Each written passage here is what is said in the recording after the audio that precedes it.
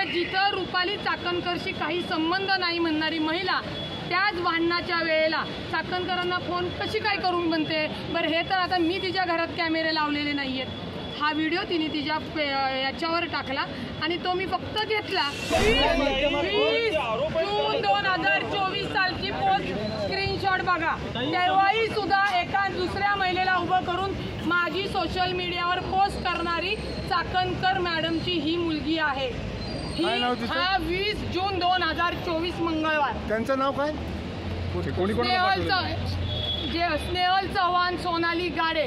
आणि ही स्वतः हे स्क्रीनशॉट रुपाली चाकणकर यांना व्हॉट्सअपला पाठवलेले आहे. त्याच्यानंतर हीच पोस्ट मी कोण आहेत हे सुनील साहेब तटकरे यांना पाठवली आहे आणि आदितीताई तटकरे यांना पाठवली होती. तसेच खासदारांना पाठवली.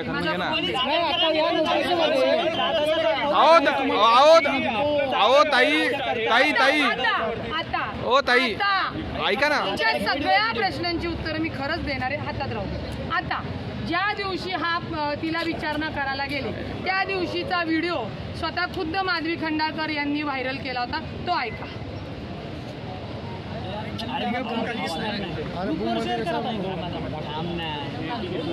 एकच मिनिट, ब्लूटूथ बंद कर तुमचं. ब्लूटूथवर कुणाचा फोन आहे?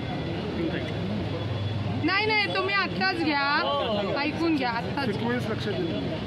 जी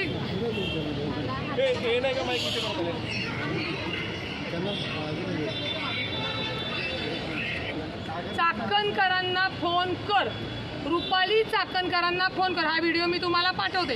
हा तिच्याच अकाउंटवरनं डाउनलोड केल्यामुळे तुम्ही नीट ऐकलं की लक्षात येईल. म्हणजे जिथं रुपाली चाकणकरशी काही संबंध नाही म्हणणारी महिला त्याच भांडणाच्या वेळेला चाकणकरांना फोन कशी काय करून म्हणते बरं. हे तर आता मी तिच्या घरात कॅमेरे लावलेले नाही आहेत. हा व्हिडिओ तिने तिच्या याच्यावर टाकला आणि तो मी फक्त घेतला आणि माझ्या वकिलीच्या यांनी त्या गोष्टी सगळ्या तुमच्यासमोर. अहो ताई दादानी तुम्हाला काय सल्ला दिलाय ताई? पत्रामध्ये असं म्हटलंय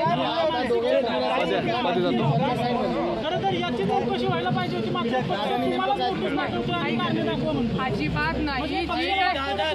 भेट झाली, दादा काय म्हणले ते सांगा. दादांनी सांगितलेलं आहे की त्या माधवी खंडाळकर पण तिथं आल्या होत्या. आता त्यांना कुणी पाठवलं नाही. आत्ता त्या फोनवर बोलत असताना पण कुणाशी बोलत होता तोही CDR काढायला मी लावलेला आहे. असो, दोन्ही हे जे काही वाद आहेत हे वाद आता एकमेकांच्या विरोधात तक्रार राखून पोलीस स्टेशनमध्ये आहे. पोलीस त्याच्यात तपास करतील आणि पालकमंत्री म्हणून दादांनी सांगितलेलं आहे की याचा पूर्ण जो काही रिपोर्ट अहवाल आहे त्याच्यात कोण चुकलेला आहे, रुपाली पाटील डोंबरे चुकली आहे का, अजून खंडाळकर चुकलेला आहेत का, या खंडाळकरांना चालवणाऱ्या चाकणकर चुकलेल्या आहेत, त्याचा अहवाल पोलीस तिथे दादांना. तुम्हाला जी नोटीस देण्यात आलेली आहे त्या नोटीसमध्ये असं म्हटलंय की रुपाली चाकणकर या राज्य महिला आयोगाच्या अध्यक्ष आणि पक्षाचे अध्यक्ष आहेत. त्यांच्याबद्दल विधान करणं म्हणजे पक्षशिस्तीचा भंग आहे. तुम्हाला असं वाटतं का की रुपाली चाकणकरांवरती बोलल्यामुळे जी तुम्हाला नोटीस आलेली आहे त्याच्यामध्ये स्पष्टपणे म्हटलं की त्या तुमच्या पक्षाचे अध्यक्ष आहेत, त्यांच्यावरती बोललात म्हणून तुमच्यावरती पक्षशिस्तीची कारवाई का करण्यात येऊ? एक लक्षात घ्या, राज्य महिला आयोग हे संविधानिक पद आहे, ते पक्षाचा विभाग नाही. त्याच्यामुळे राज्य महिला आयोगावर जे काही मी बोललेली आहे ते पक्षाला कायदेशीर लागू होत नाही. त्यामुळे ठीक आहे ना, त्यांनी मला जो काही खुलासा मागितला आहे कसं वाटेल मी खुलासा करणार आहे. अजिंक्य दादा, याच्यामुळे असं होतंय तुम्ही काय तक्रार दिली दादांकडे? 2 मिनिट मराठीमध्ये चाकणकरांबद्दल तक्रार काय दिली दादांकडे?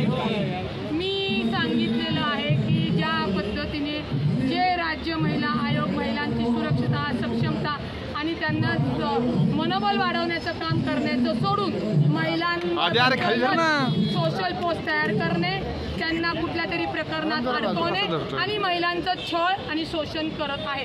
आणि आपल्या माहितीसाठी सांगते, जी काही माझी पोस्ट चाकण माधवीनी केली होती त्याचाही मी पोलिसांना तक्रार दिलेली आहे, URL दिलेली आहे आणि मला क्रिमिनल धमकी, मला इंटेन्शनली माझा इन्सल्ट करणे आणि माझी बदनामी करणे या अंतर्गत गुन्हा दाखल करायला सांगितलेला. जे तुम्हाला नोटीस देण्यात आलेली आहे, संजय खोडके हे पक्षाचे सरचिटणीस आहेत. मी त्याच्यामध्ये खुलासा देणार हे दादांना सांगितलेले. ताई तुम्ही राजीनाम्यावर ठाम आहात का? पक्षाचे सरचिटणीस आहेत संजय खोडके. असं काही सांगितलं दादा राज्याचे मुख्यमंत्री आहेत, उपमुख्यमंत्री, लवकरच मुख्यमंत्री होणार आहेत. दादा हे राज्याचे उपमुख्यमंत्री आहेत. दादांनी सांगितलं की लहानपणापासूनच्या तुम्ही मैत्रिणी आहेत. एकतर दादा शॉक झाले आणि हा विषय तुम्ही मुख्यमंत्र्यासमोर मांडताय. आता मी राज्याचा उपमुख्यमंत्र्यांसमोर मांडताय. मी राज्याचा म्हणजे पुणे शहराचा पालकमंत्री म्हणून याच्यामध्ये ज्यांची चूक आहे तो पोलीस तपासातनं अहवाल मागून घेणार आणि ज्यांची चूक आहे त्यांच्यावर पोलीस कारवाई मला पक्षाची नोटीस आलेली आहे. जागांबद्दल सांगितलं पक्ष त्यांच्या राजीनाम्यावर तुम्ही ठाम आहात का? तुम्हाला नोटीस जाणारी महिला बिला वाटले का तुम्हाला? मी कायदेशीर त्याला उत्तर देऊन हे करणार. पक्षाने जे मला जे काही खुलासा मागितलाय तो करणार आहे. आणि आता लक्षात तुमच्या आलं की माधवी नामक खंडाळकराच्या राजकारण्यांच्या विरोधात खरं कशा पद्धतीने महिना प्लॅनेट केले जातात तर माझी षडयंत्र केलं जातं. माझी तुमच्या मीडियाला राज्य महिला आयोगाचा राजीनामा त्यांनी दिला पाहिजे. ही जी काही मी मांडली ही त्याच्यावरती मागणी माझी केलेली.